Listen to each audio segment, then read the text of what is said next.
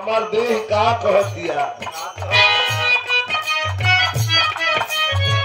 अरे दिया के का कर जैसन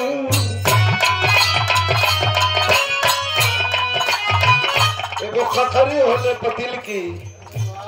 नमक डाल के खाइल जाला एगो काकर होला फूट जवन पकेला तो फाट जाला दुल्हन कहतिया हे राजा दिया के का कर जैसन हम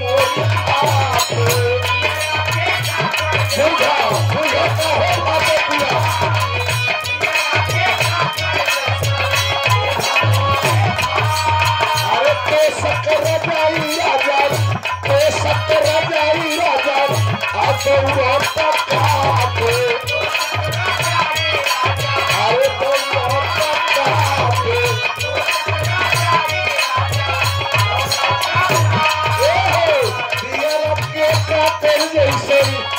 ही मोरी भात तो शक्कर जाई राजा काट आज मैं बुझाता आज मैं बुझाता बरस पानी आज ही हंस गया परदेश चलिया में आते ना जवानी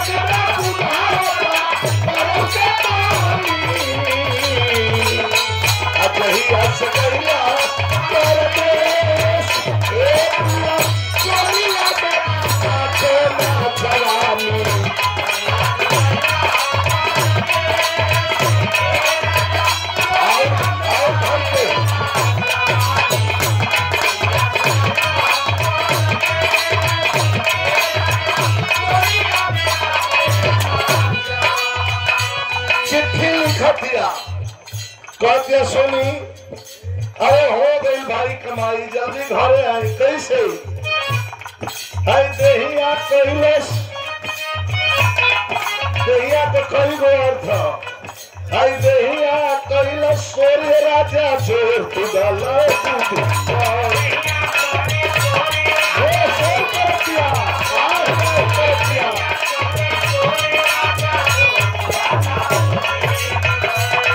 भैया के द्वारा ये आशीर्वाद स्वरूप श्री रामदेव यादव इंटरनेशनल नाम ये पुरस्कार पुलिस से उठाता भैया पुरस्कार प्रदान करने के बाद भैया के हमारे प्रणाम बात एक बिरहा गर्म बिरहा आप लोगों को हम सुना देंगे ये लाइन देखिए कितना बढ़िया लिखा वाले के धन्यवाद कहतिया देहिया कैलाश आई देहिया करे शेर राजा जो खुदाला पुनी कोई साजा साजा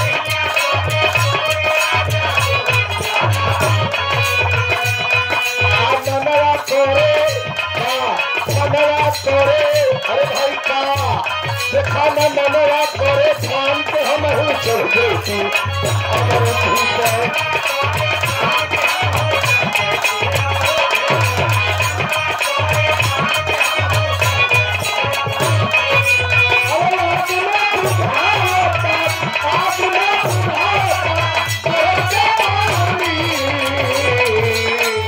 वही